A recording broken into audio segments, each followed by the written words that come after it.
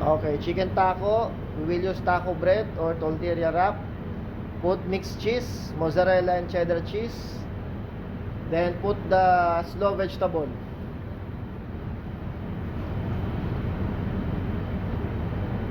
On top.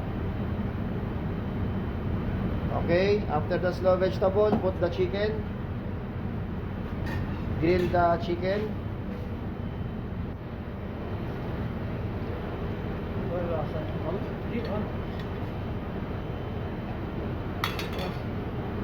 Put all. Then, after the chicken, add on top the pico de gallo.